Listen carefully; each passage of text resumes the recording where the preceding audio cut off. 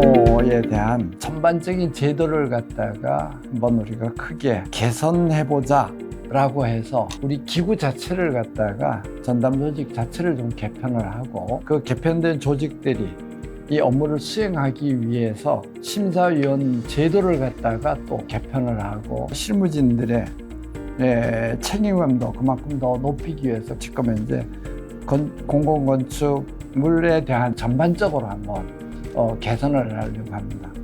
이렇게 차례대로 좀 설명을 드리면은 이번에는 전체 다 한 부서로 일원화해가지고 전문기관을 갖다가 하나 만들자라고 하는 쪽으로 제도 개선을 하려고 합니다. 일단은 시발제 공공건축물 설계 공모 공공건축 지원센터라는 것을 갖다가 팀으로 이렇게 한 두세 개 팀으로 꾸려가 시작하지만 나중에 우리의 기구 자체를 제도 개선을 통해 가지고 개편을 하려고 그렇게 합니다. 그러면은 시에서 발주하는 모든 설계 공모 사업들 연간 한 20건에서 한 30건 정도가 되리라고 이렇게 추정을 하고 있는데요. 심사위원은 어떻게 구성할 것이냐 하는 것도 저희가 정비를 해야 될 필요를 느꼈습니다. 이것도 한 3가지 정도 꼭지로 나누어 가지고 이번에 우리가 심의위원회 풀을 구성하는데 예전과는 다른 방식으로 그 플랫폼에다가 다 기록되고 업데이트 될 수 있도록 이렇게 만들려고 지금 이제 하고 있습니다. 두 번째 꼭 지점입니다. 공공건축심의위원회라는 걸 저희가 만들려고 하고 있고 그 위원회에서 아까 그 풀에 그룹화된 객관적인 데이터를 놓고 그 위원회에서 이 그룹 속에서 이번에는 심사위원단을 구성하자. 거기에 추천을 받아가지고 그 풀 속에서 우리가 심사위원을 갖다가 구축을 하면은 어느 정도 걸러지리라고 저는 생각을 하고 있고요. 세 번째 내용입니다. 심사했던 프로토콜을 갖다가 100% 다 책자로 엮어가지고 모두에게 다 공유할 수 있도록 드리려고 합니다. 그렇게 하면은 그 자료가 스스로에 대한 나중에 체크 포인트가 될 수밖에 없습니다. 그렇지만은 그게 제3자가 봤을 때 저분의 전문성이 그 정도구나 하는 걸로 항상 반복적으로 되어진다고 하면은 거기에 대해서는 저는 큰 문제가 없다고 생각합니다. 마지막으로 그렇게 되면은 이제 심사하는 방식입니다.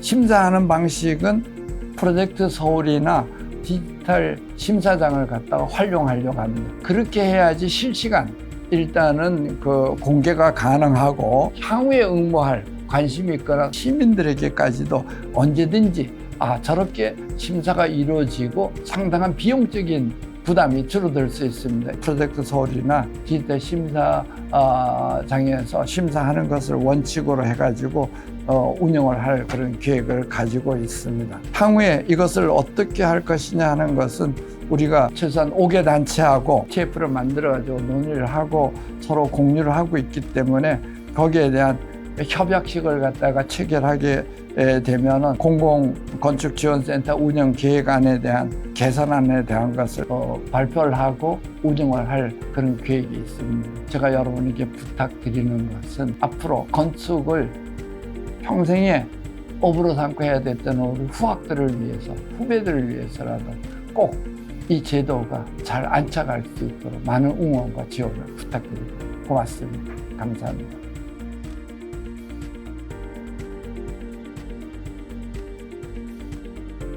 2025년에 새로 바뀌는 서울시 설계 공모 규정에 대해서 TF를 그동안 2, 3개월 정도 진행을 해왔고 저도 참여한 사람으로서 의견을 드리고자 또 심사위원을 선정하는 운영위원회에 대한 구성 그리고 그 심사위원들에 대한 풀의 구성들을 어떻게 할 것인지에 대한 논의를 5개 단체와 서울시가 모여서 회의를 진행했었습니다.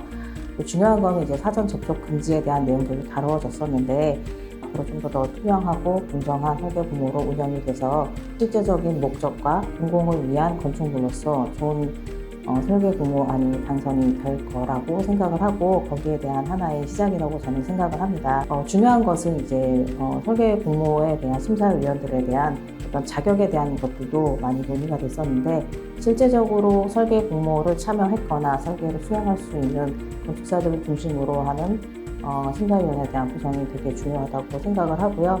이번에 서울시에서 심사위원 풀을 만들어서 실제 설계 공모에 대한 심사를 해본 사람들과 설계 공모에 참여해본 사람들 그리고 좋은 작품을 많이 하는 건축사들 위주로 구성이 된다고 얘기 들었을 때 그것이 굉장히 고무적이라고 생각하고요. 풀 자체가 굉장히 인원이 많기 때문에 다양한 사람들이 다양한 의견을 가지고 심사에 참여할 수 있어서 좀 더 좋은 건축물 그리고 공공을 위한 건축물을 마련할 수 있는 설계 공모의 시작이 되었으면 합니다.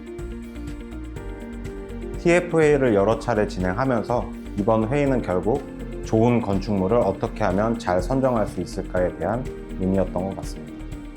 좋은 공모는 크게 보면 시스템과 사람으로 결정될 수 있는데요. 첫 번째로 시스템은 표준화된 운영 지침과 공모 데이터베이스 구축에 있다고 할 수 있습니다. 현재는 지자체나 기관에 따라 공모 운영 방식이나 기준이 달라서 참가자들뿐만 아니라 운영위원들 역시 혼선을 빚는 경우가 종종 있기 때문에 표준화된 기준을 마련하고 이를 체계적으로 관리 운영할 수 있는 시스템과 데이터베이스 구축이 필요하다고 생각합니다. 현재 프로젝트 서울이나 건축 허브 등 공모 관련 사이트가 있어서 이를 독자적으로 관리 운영하고 있지만 추후에는 서로 연동되고 데이터베이스 등을 공유하면서 심사의 과정을 투명하게 모두 열람할 수 있는 소통의 장이 열려야 된다고 생각합니다. 두 번째는 사람인데요. 회의 내내 어떠한 자격을 가진 사람이 적합할까에 대한 고민을 했습니다. 이러한 고민도 당연히 중요하지만 나중에 뽑고 나서의 프로젝트 전반에 걸친 민간 전문가의 운영 관리나 행정적인 뒷받침 역시 중요하다고 생각합니다. 단계마다 각각 다른 관리자가 관여하기 때문에 일관성이 떨어지고 책임이 명확하지 않기 때문에 효율적이지 않고 공정성 등 문제가 제기될 수 있습니다. 따라서 전 과정을 두루 살펴볼 수 있고 전문가들이 쉽게 크로스 체크할 수 있는 사람을 위한 환경 조성 역시 중요하다고 생각합니다. 결국 좋은 사람들이 좋은 시스템 안에서 관리되고 운영될 때 좋은 공모가 이루어지지 않을까 간추해 봅니다. 설계 공모 운영에서 가장 중요한 것은 전문성과 공정성이라고 할 수 있습니다. 먼저 전문성이라고 한다면 설계 공모에서 심사를 하는 심사위원의 전문성일 텐데요. 저희 TF에서는 심사위원의 전문성을 확보하기 위한 방안의 첫 번째로 교수와 건축사의 비율을 적정 유지하자. 두 번째는 건축사와 교수의 심사할 수 있는 심사 능력 자격을 한번 검증해보자라고 하는 것입니다. 마지막으로 기타 의견으로는 공공건축 전문가를 좀 활용해보자라는 것인데요. 공공건축 전문가라고 하는 것은 사실 사전 기획부터 공사 완료까지 다양한 전문가 집단이 참여하게 됩니다. 사전 기획자, 운영위원회, 심사위원회, 전문위원회 이렇게 다양한 위원회가 존재하는데 그 위원회를 통해서 설계 공모가 끝나고 나면은 공공건축 관리자, 책임자가 일단 선정이 되면 그분은 사전기획부터 공사 완료 혹은 사용 후까지 각 단계마다 개입하면서 의사소통의 장구로 역할할 수 있습니다. 그러므로 인해서 불필요한 의사결정을 할 수 있는 시간적인 낭비, 예산 낭비, 효율적인 공사 관리, 다양한 부분에서 공공건축 관리자의 역할이 기대되고 있습니다. 더불어서 마지막으로 저희가 이 설계 공모의 아웃풋에 관한 내용인데요. 이 아웃풋 중에서 이 투시도에 대한 부분입니다. 사실 투시도는 들어가는 비용도 굉장히 많기 때문에 투시도의 규모나 스타일을 제한하는 것도 있어요. 그렇지만 제한하지 않는 경우에 투시는 굉장히 오버 디자인돼서 표현될 수 있습니다. 전문위원회에서 투시도와 설계도를 검토하고 공사비의 정합성을 따져서 이것이 매우 과도한 디자인인지 아닌지 그에 대한 어떤 평가나 기술적인 내용을 심사위원회에 전해주실 수 있을 거라고 생각이 됩니다. 이런 과정을 통해서 짧지만 저희 TF가 3개월 정도 좀 진행됐는데요. 이 단계부터 차근차근히 공정과 전문을 챙겨가다 보면 결과적으로 건강한 설계 공모 시장이 운영될 수 있을 거라고 생각이 됩니다. 저는 개인적으로 그 설계 공모 제도에 그 관심을 많이 가지고 있었고, 그래서 어떻게 하면은 그 설계 공모 제도를 조금이라도 좀 낮게 바꿀 수 있을까 전부터 고민을 많이 해왔습니다.